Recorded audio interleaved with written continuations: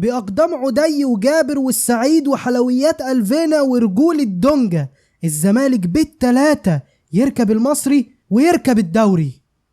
عد بنا أيها التاريخ لنستعيد ذلك الكبرياء. عد بنا أيها التاريخ فنحن الزمالك فرسانك يا أفريقيا. بدأ فيريرا بصبحي بنتايج شمال وجابر يمين، حسام ومحمد اسماعيل قلبين دفاع، دونجا وعبد الله وماهر، كايد وألفينا، وفي الهجوم عدي الدباغ.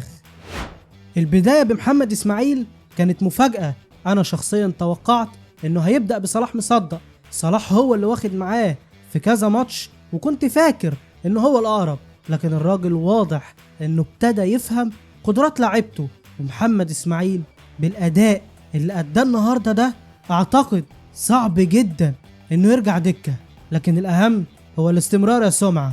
فيريرا في أفضل ماتش ليه كان باين إنه مجهز ومحضر للمصري كويس جدا.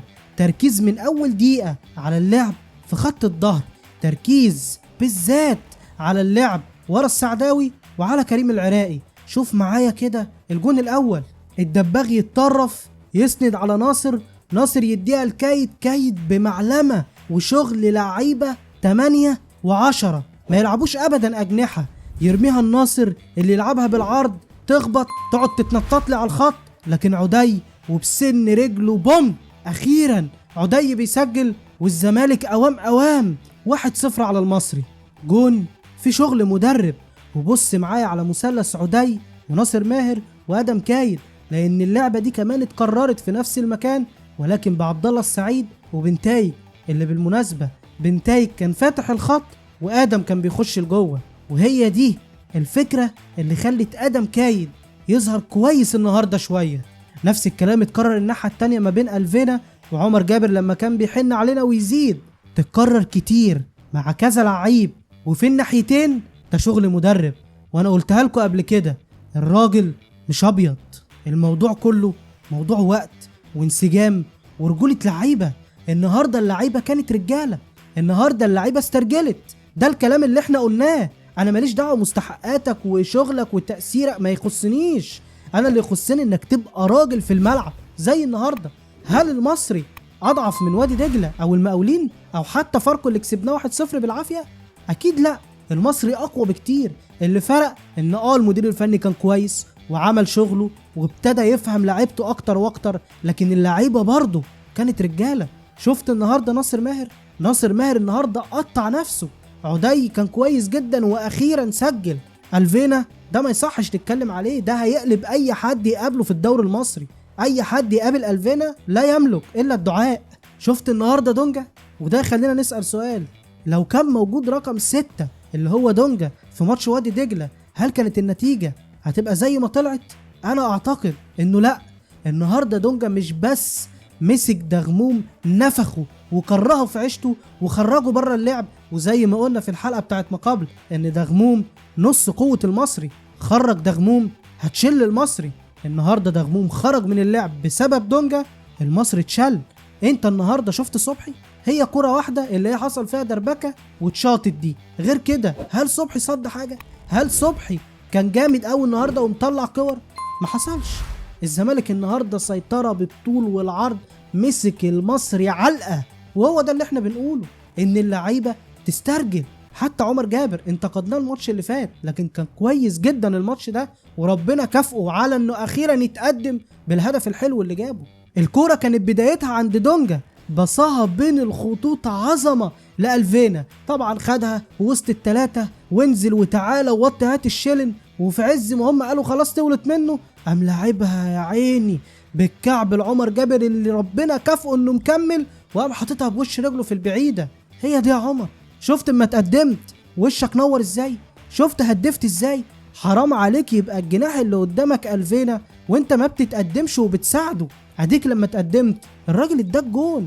ألفينا ده يصيط اي حد يبقى جنبه. ساعد نفسك وساعدنا يا عمر. احلى حاجة بقى في الماتش ان الزمالك بعد ما جاب الاول والتاني مرجعش. اخيرا الزمالك مرجعش، كملنا. فكانت النتيجة عمرو ناصر اللي انا بعتبره احسن بديل النهاردة نزل وجاب ضربة جزاء يخش لها الاسطوري عبد الله السعيد يحطها ويخلي النتيجة 3 والمصري متكيف قوي. وانا كنت قاصد ما اتكلمش عن حتة اصل هم بيكسبونا، اصل بقالنا مش عارف 375 ماتش ما بنكسبش. ده مش الزمالك، مفيش الكلام ده. الزمالك يقدر يلب اي حد في اي وقت مهما قالوا الزمالك مش قادر، مش كويس، ما عندوش لعيبة، اصل المدير الفني مش عارف ايه. لا يا حبيبي، ده الزمالك. ادي المصري كان متصدر الدوري وما خسرش لغاية النهاردة. شفته وهو متكوك النهاردة بال3. درس بيديه الزمالك للأسف لبعض من جماهيره ان الزمالك هو الزمالك. ها يا غالي، شفت النهاردة اللعيبة وهي واكلة نفسها وبتركب المصري بال3. ها ايه رأيك؟ مع ان نفس المدير الفني لسه موجود، احنا ما غيرناش. انا بقى هقول لك ايه اللي حصل ان جون قال لك ان المدير الفني مش هيمشي وانه قاعد، فاللعيبة فهمت انه يعني النتائج لو ساءت هتطبل على دماغ انا، ما المدير الفني كده متأمن عليه وقاعد، لا ده نلعب بقى، لا ده نسترجل. شفت بالذات ناصر ماهر النهارده. يا ريت يا جماعه لما اقول نركز مع اللعيبه واللي ننتقدهم هم اللعيبه، لان الدوري المصري كل لعيبته شبه بعض. انت مش محتاج مدرب عبقري، مدرب عادي جدا يقدر يركب 3/4 فرق الدوري عادي. انت بس محتاج لعيبه تكون رجاله وحاسه بقيمه التيشيرت والجمهور اللي وراها. نيجي بقى لبعض الناس اللي كانت بتقول لك اصل ما فيش جمله واضحه، اصل ما فيش شكل للفريق. ايه رايك يا عم النهارده؟ خدت جمل ناحيه اليمين وناحيه الشمال اهو، خدت شكل. الزمالك كان ليه شكل النهارده ولا ما خدتش بالك؟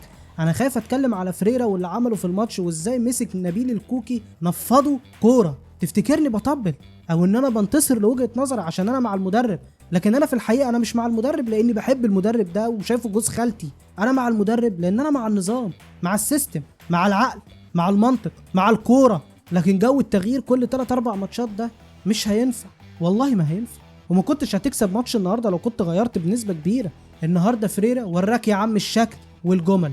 طب انا بقى عايز اقولك على المفاجاه، الشكل والجمل دول موجودين من اول كام ماتش عادي، الفرق بس ان اللعيبه اخدت وقت اكتر، فانسجمت اكتر، ففهمت شغل الراجل وفهمت بعض اكتر، فظهروا بشكل افضل. الوقت، راهن على الوقت طول ما اللي قدامك عنده حاجه يقدمها. اللعيبه النهارده كانت رجاله. صبحي بقى حاجه محترمه، محمد اسماعيل بصراحه اكتشاف، بس اتمنى ما تكونش حلاوه بدايات، بس انا ان شاء الله واثق في الولد ده.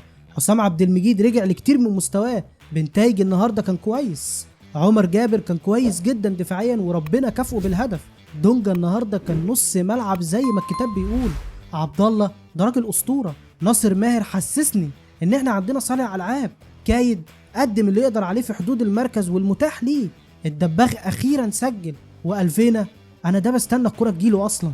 اما البدله فبصراحه ما اضافش غير عمرو ناصر عشان ضربه الجزاء اللي عملها، احمد شريف قفل الحته دي وكان بيرد كويس، وعبد الحميد معالي هو البديل الشرعي للاجنحه في الزمالك وما ينفعش ابدا يخرج بره القايمه. اما تغييره فتوح دي تغييره نكسه، واحمد حمدي ناسي الكوره اصلا. ماتش كان على الورق صعب، لكن لعيبه الزمالك بقياده فريرا خلوه سهل علينا وخلى متابعه الماتش ممتعه. النهارده الزمالك كسبان المصري 3، اول هزيمه للمصري في الدوري، فريق كنت بعتبره هو اقوى فريق في الدوري قدم كوره ونتائج، وده يأكد ان الزمالك عنده حاجه كويسه نقدر نراهن عليها، سواء كلاعيبه جديده او لاعيبه قديمه بترجع لمستواها او مدير فني والله مش ابيض وعنده كتير يقدمه للزمالك. لكن الفكره كلها ان احنا نصبر، اصبر وان شاء الله اللي جاي خير يا غالي.